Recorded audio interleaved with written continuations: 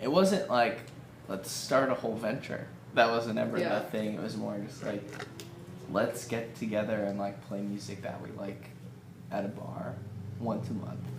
Yeah, none of this wasn't planned.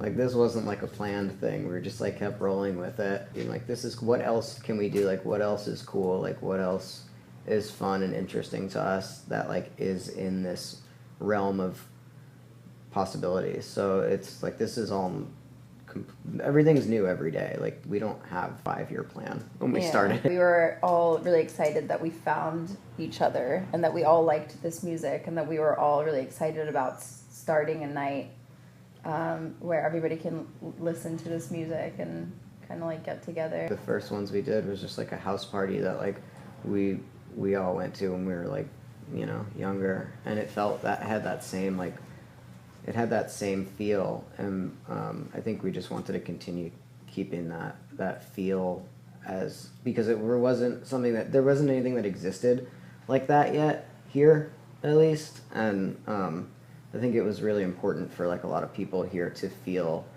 like included and involved with that. Did you have any experience at all in doing events previously? Other than just like being in bands and playing shows and stuff like that, not really.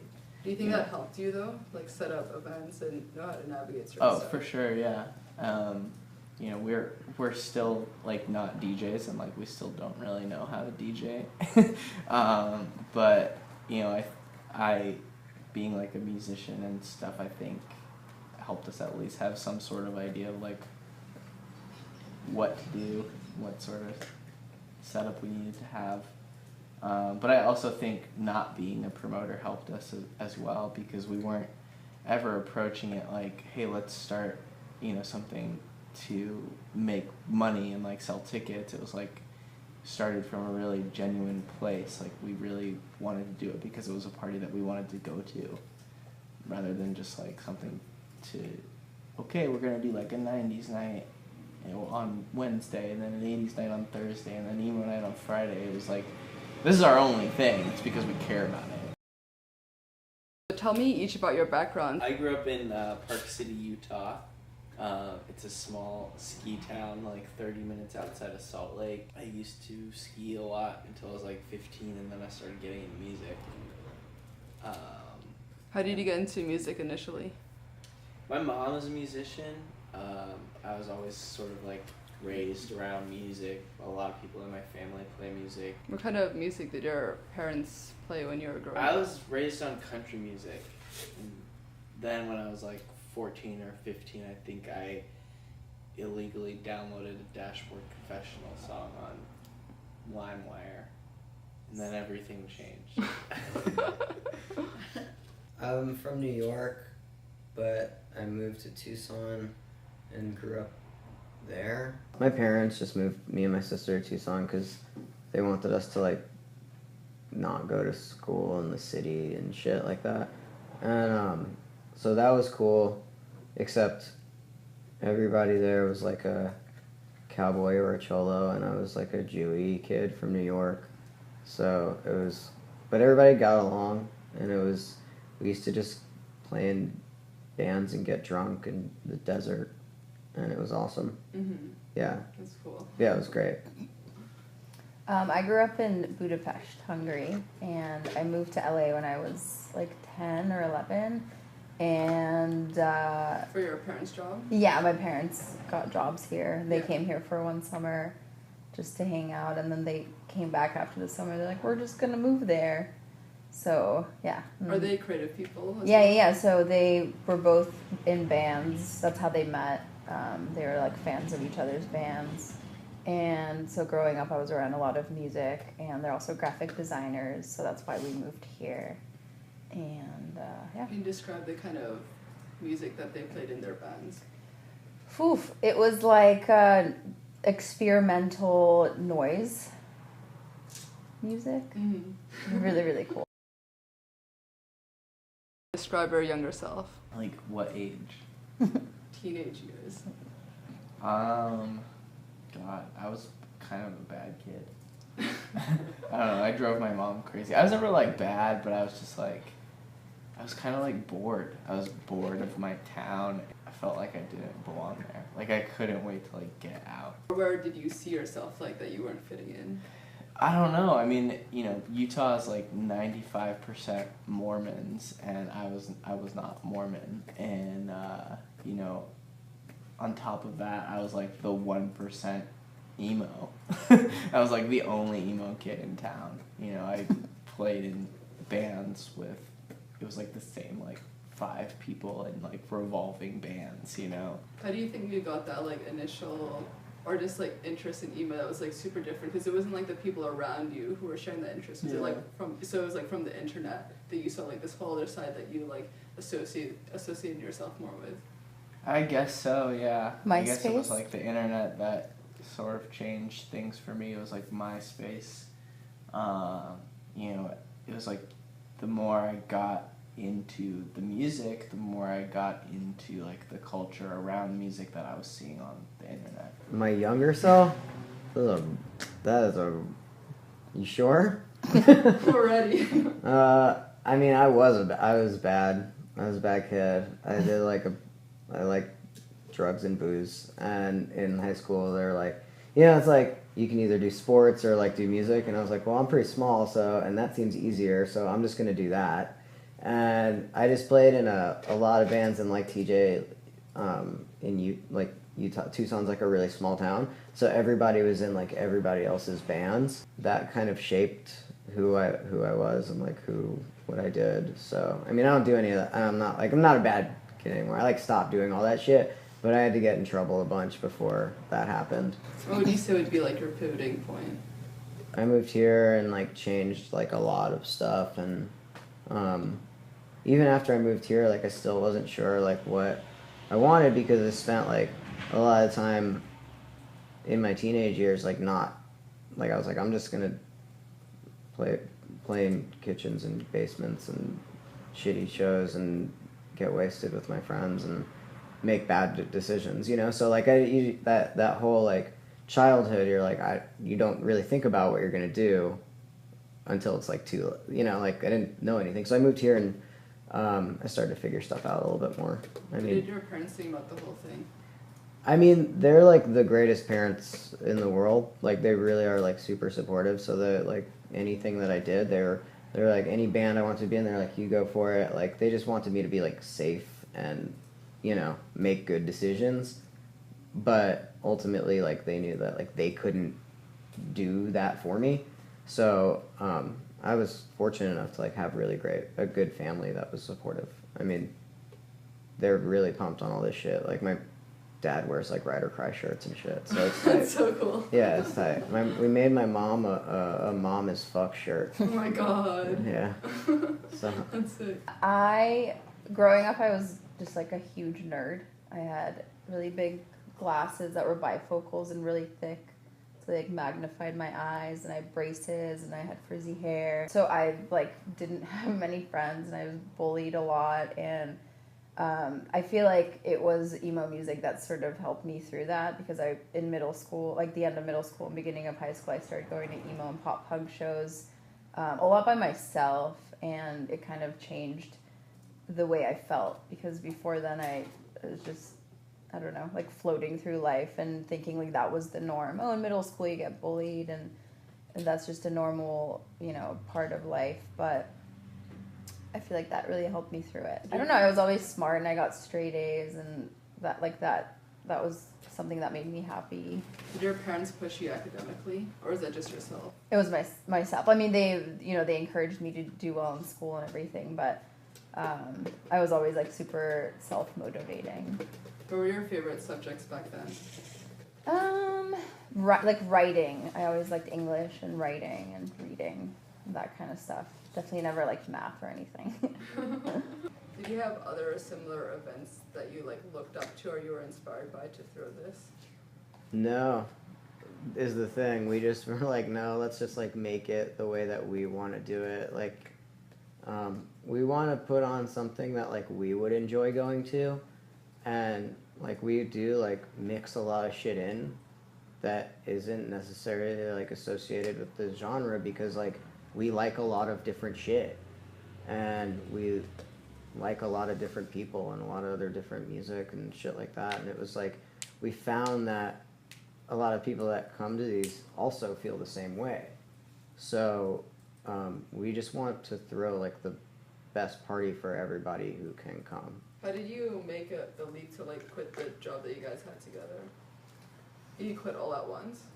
I got fired. Yeah, Morgan got fired, and then me and TJ were still working there. Babs and I quit together. We quit together. We quit on the same day At the same time. Yeah. But I mean, there was maybe like a month in between you getting fired and us quitting, where you know one day I was like sitting at a coffee shop helping Morgan with his resume. And I remember I just turned to him and I was like, let's not make a resume for you. Like, we can just do this on our own.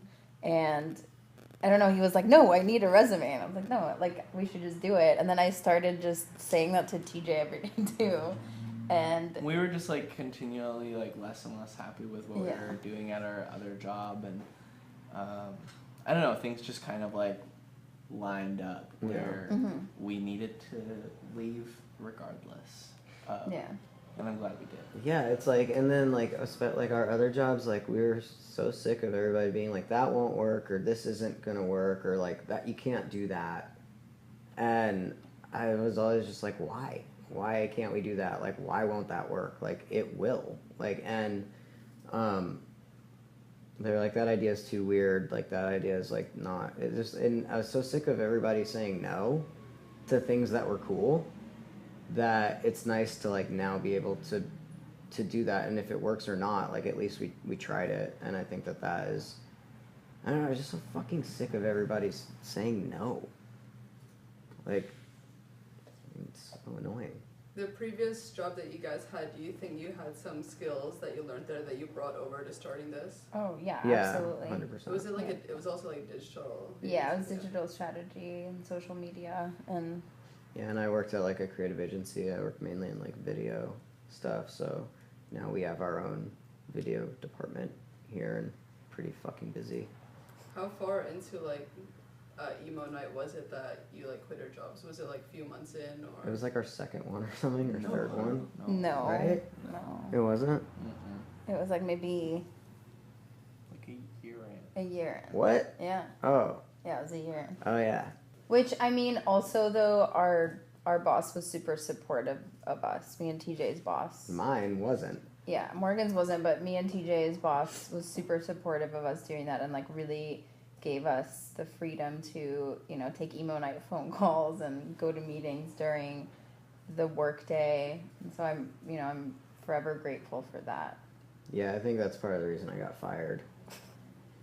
They're like, you need to order toilet paper. And I was like, well, I have to have a call with this record company. And they're like, well, see ya. Why do you think previously Emo Night was non-existent in LA? I don't know. I feel like in LA is a really different sort of thing. Like, people do start things to make money, and they're like, I want to be the biggest this. I want to be the biggest that. Like, I'm going to do this. And I think that there wasn't, I don't know, maybe there wasn't like enough of a... My buddy Keith had something like this that wasn't like this, but like it was as close to this as possible for a really long time, called Club Moscow. But it's not at all similar, but it was the closest thing. And I don't know. I mean, there's other things too, like Dim Mak Tuesdays and things like that existed prior, that were just like, you know, important moments that helped break a lot of bands, or just like became these like nightlife institutions in Los Angeles. I just think it was like the right time for emo music. How about like when you started touring, did you start seeing, or did you realize before other states had similar emo nights? No, there wasn't like too much stuff like it. They exist. The thing is, like, anybody can play emo music at a bar and call it an emo night. But I think, you know, like, the way that we approach it is a lot different than a lot of people would necessarily think. You know, we just try to like have as much fun with it and be as creative as possible with it and make it as fun and interesting or weird as we want. Like, whether it's like getting a mariachi band to come out and play Blink-182 or have a fucking clown singing My Chemical Romance, like, you know, we just want to push what we can make it be. And you know, there's a reason why we start every night like with hip hop music and trap music, because we like that. And there's a reason why we invited Ausla to come and like curate a stage, is because we like that culture and that music. It's not just about like pigeonholing it into this box of like this music existed during this time period and that's it. It's not about like nostalgia anymore. It's about like all these things that we like, whether it's like creative visuals and memes and clothing and I don't know, music. It all like comes together at one point. How about from like when the very early stages, like how do you think you guys separate yourself from like any other like weekly thing that, you know, there's so many? I think it's exactly sort of what TJ said, that, you know, we very early on realized that there are a lot of people who like emo music that aren't necessarily emo musicians. So I think it was the time when we opened up the event to really any possibility of you know, bringing in an EDM DJ, but who grew up listening to these songs, and you know, inviting everyone and anyone who had a part of this emo scene and still does. That I think it, you know, it set us apart from different emo nights. Did you ever think of it as like a risk of like going into other types of music or like diverging from your original fan base? No, because it all comes back to emo music, you know? Like everything we do at the core of it has emo in it. And so... Yeah. I mean, I think the difference between like the other weekly nights and the monthly nights there, that they spend like, well, I don't want to speak for them, but I know that we plan this shit like 24 hours a day, like we work on it like 100% of the time, whereas like they're just like, I know some people are just like, oh yeah, I gotta do this thing tonight, and show up, play the thing, and then leave, and then don't think about it until the next time that they do the thing. And like this engulfs like our whole life and lifestyle and friends and like everything. It like consumes all of our time. So like it's more of like our lives as opposed to like a night. Yeah, I mean, yeah, any given night of the week, at least one of us is out at a show, or, you know, like an event where people who come to Emo Night are, you know, we're talking 24/7 about things that, you know, we can do in future events. We're planning 6 months or a year ahead, and we take it really, really seriously, and it's literally our lives at this point. I mean, it has been since we started, so I think that definitely is why it is what it is. How early on did you like figure out the branding with like the logo and everything? I don't think we had our branding until we didn't have like this grave logo until after our 1 year anniversary. Mm-hmm. We put up flyers with this grave logo and like a 1-800 number. We put them all around Echo Park, and we had a secret emo night in January, like after our 1 year. And people had to like call the number to get an invite to go. But it's just like weird shit like that. Like we could have easily done a normal emo night and made a lot more money, but it's like we wanted to make it weird and small and intimate, and just because it was like more fun for us, you know. How about like your merch? Was it like your fans asking you about it, or did you start thinking about merch yourself? We just were like, wouldn't it be funny if we made a shirt? And then we just did that. And then it grew into like, you know, oh shit, we can make this. Oh, we can make our own clothes. Like we can, and it again, like same thing. Like it wasn't planned, and it just took a life of its own.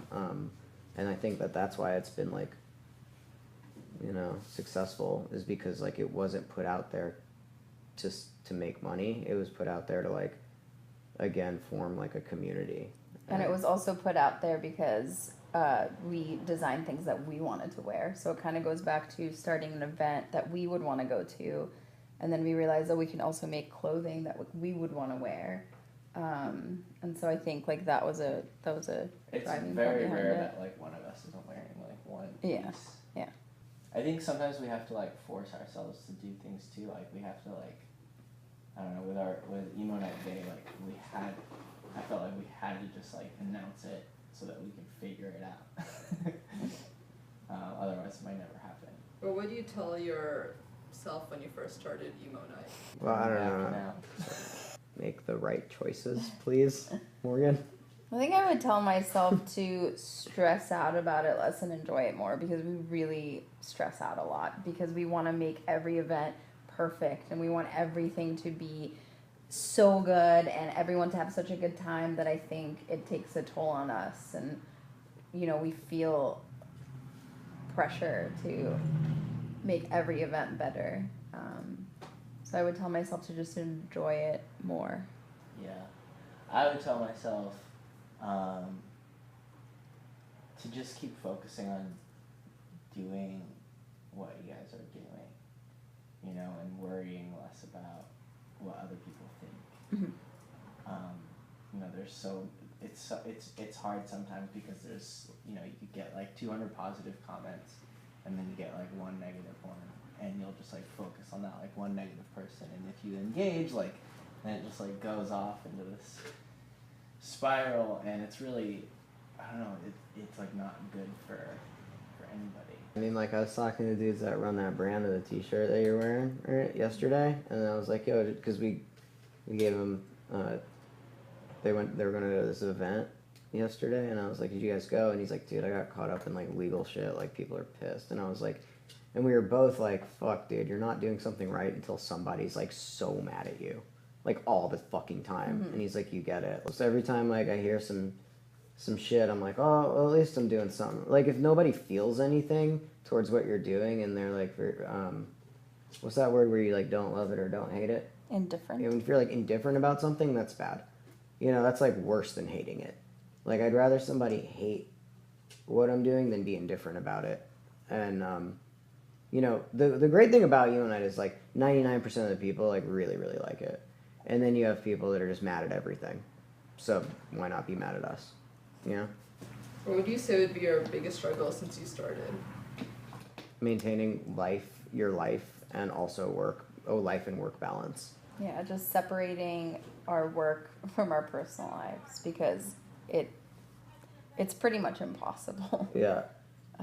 There's not really you can't really take a day off fully and not at one point check in and engage with what's going on. How did you come up with the phrase like following up on email since? Oh. Because it's literally what we do. Yeah. It's every day I send at least 10 emails that are, hey, just following up on this. And that's kind of what has gotten us here. Yeah, we just follow up until it happens. Yeah, sometimes it takes 2 years. Yeah, man. I mean, there are email chains that go back 2 years that are maybe like 200 messages in that chain, and 100 of them are just following up. Ride or Cry is different. Like, it is different because we work with like other artists and companies in the entertainment industry, and it's not all emo related. Like, it's different because when we came from our other jobs, we were like, well, we also like that stuff. Like, we all don't want to lose that and only do Emo Night, because like it's cool because some of it is like an outlet of release for the other thing. Like, we did Emo Night for the last 3 days, then I come back and shoot a music video tomorrow. So it's like doing... But it's for an emo band. But it's for an emo band, but like also we do stuff that's not. Yeah. So it's like, it gives us like an excuse to be like creative in like a different area than just us. Yeah, but it's cool in that way where the music video he's shooting tomorrow is an emo band, and so it's a band that we really, really love. And they played Emo Night twice. They played Emo Night twice. They just DJ'd last month too. And it's really cool to be able to have the resources to then make a music video for them, or work with them in a different capacity than just having them come to Emo Night. I think it's different because we don't really put limits on what we can do. So sometimes we'll get approached to do something that we've never done and have no idea how to do, and we kind of approach it like Emo Night, where we say, this sounds cool, we're going to do it, and then we just figure it out, even though we've never done it before. And there's really no limit to what we can do and what we want to do. It's just like whatever sounds interesting and cool and, sounds like we want to put work into it. Yeah, and at this point, we've built the company up like so much that like we do have the resources to like pretty much anything that you throw at us, we can handle with and make it like really cool.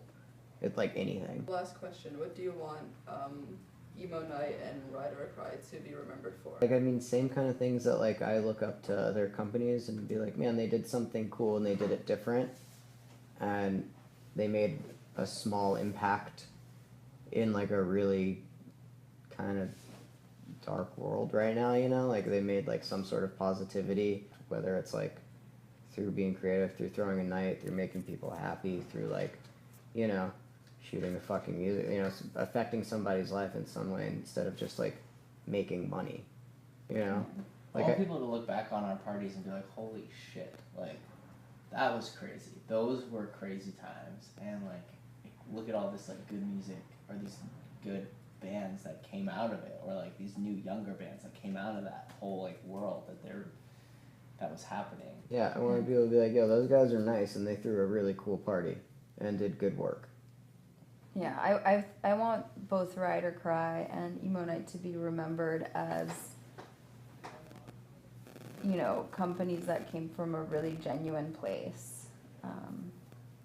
Yeah. Sweet, thank you. That was Yeah. awesome.